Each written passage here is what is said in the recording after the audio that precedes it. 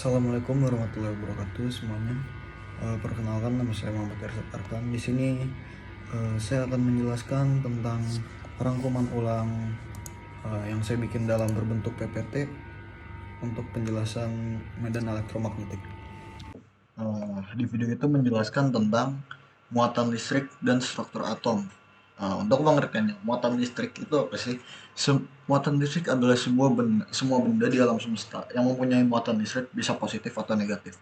Muatan sejenis saling tolak, sedangkan jika berlawanan jenis saling menarik. Listrik itu sebenarnya hasil dari interaksi antar muatan-muatan kecil, elektron dan proton. Konsep ini juga pertama kali dijelaskan lewat percobaan sederhana kayak menggosok batang kaca dan kain sutra, di mana elektron berpindah dari satu benda ke benda lain. Dan untuk yang kedua, struktur atom dan asal muatan. Atom terdiri dari proton positif di inti atom, neutron netral di inti atom, elektron sebagai negatif yang mengelilingi inti atom.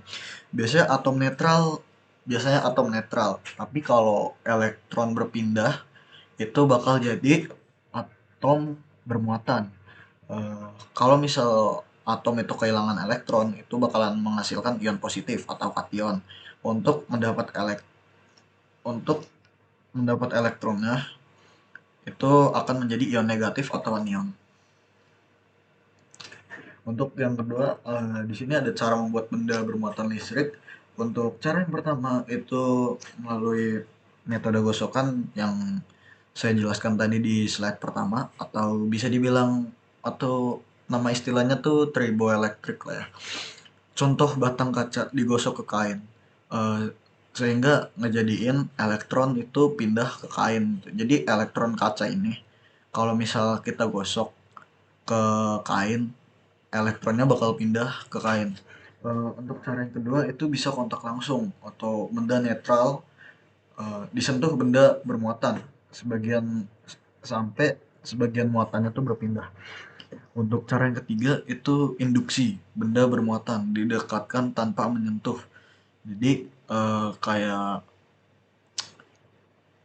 hmm, kayak caranya tuh nggak benda itu tuh nggak saling tersentuh, tapi muatannya itu bisa saling bergeser gitu ya, sehingga menjadikan muatan dalam benda netral itu bergeser.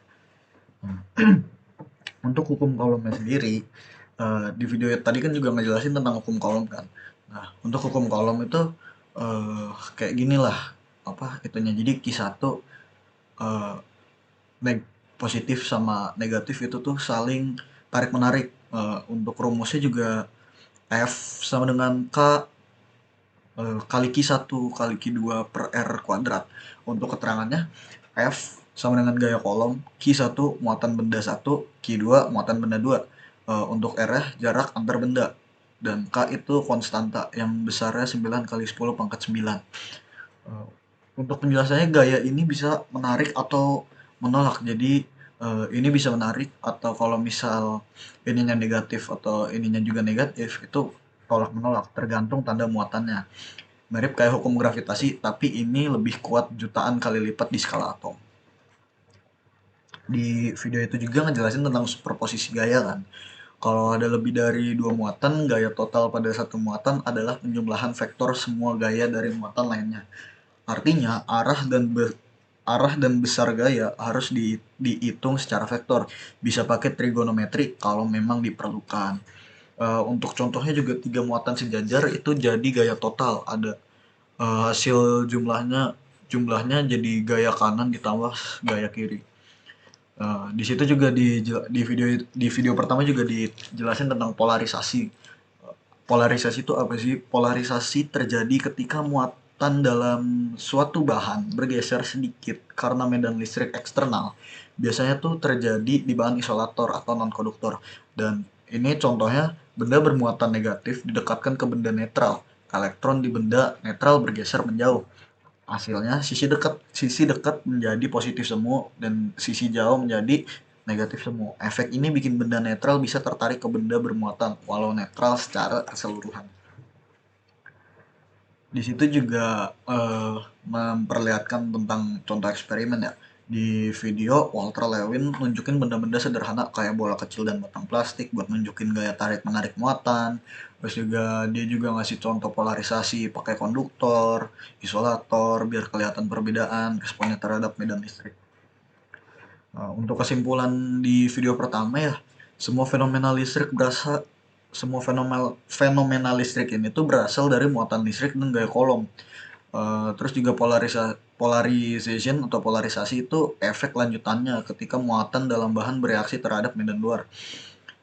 Konsep ini jadi dasar dari elektrostatika dan bakal lanjut ke topik medan listrik dan potensial listrik di pelajaran berikutnya atau di materi kedua.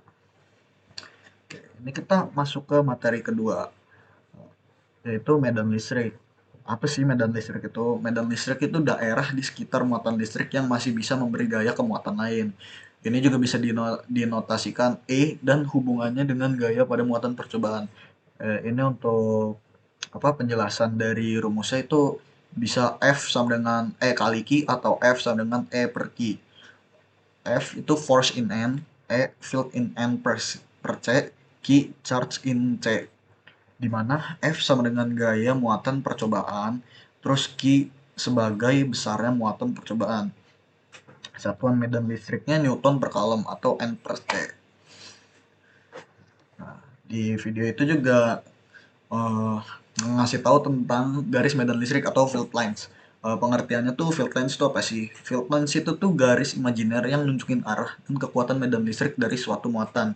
Untuk field lines ini juga punya aturan ya.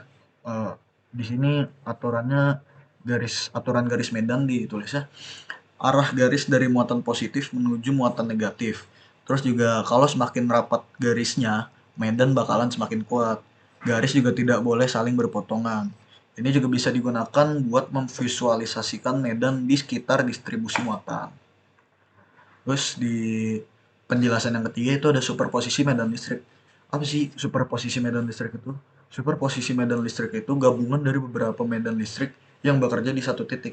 Dihitung dengan penjumlahan vektornya. Jika ada banyak muatan, medan total di suatu titik adalah vektor penjumlahan dari medan dari masing-masing muatan. Artinya, eh, ini tuh bisa kita hitung menggunakan E total. E total itu E1 ditambah E2 ditambah E3. Kalau misalnya sampai E5, berarti sampai E5. Ini karena emang di rumusnya ditulis di sampai E3 doang, jadi ditulis di E3. Prinsip ini juga sama kayak superposisi, tapi diterapkan di medan listrik. Di video itu juga ngejelasin tentang induksi muatan atau inductive charging. Apa sih induksi muatan itu? Induksi muatan terjadi ketika benda bermuatan dekatkan kepada benda netral tanpa menyentuh. Berarti sama kayak di materi satu yang yang bisa apa ya tadi ya? Ya itu lah pokoknya. Sehingga muatan di benda netral itu terpisah atau polarized. Sehingga sebagian muatan akan tertarik atau didorong. Untuk contohnya juga batang bermuatan didekatin ke benda netral sampai sisi dekat jadi bermuatan lawan. Nah, di video itu juga dijelasin tentang dipole dan induced dipole. Itu apa sih? Dipole listrik itu sistem yang memiliki dua muatan sama besar tapi berlawanan tanda, dipisahkan oleh jarak kecil. Nah, induced dipole itu apa sih? Ketika induced dipole itu medan listrik eksternal menyebabkan muatan dalam suatu benda netral bergeser sehingga menciptakan dipole sementara. Nah, untuk efeknya tuh dipol penting dalam interaksi antar molekul polaritas material sampai efek medan di bahan isolator. Nah, ini juga ada demonstrasi atau eksperimen di video. Walter Lewin menampilkan demonstrasi visual misalnya. Aduh, sorry. Walter Lewin menampilkan demonstrasi visual misalnya. Garis medan efek induksi dipol di bahan berbeda. Demonstrasi ini juga membantu memperjelas konsep abstrak menjadi visual yang nyata gitu. Untuk contoh aplikasi dan pemecahan soalnya, menghitung medan listrik di titik akibat satu atau beberapa muatan.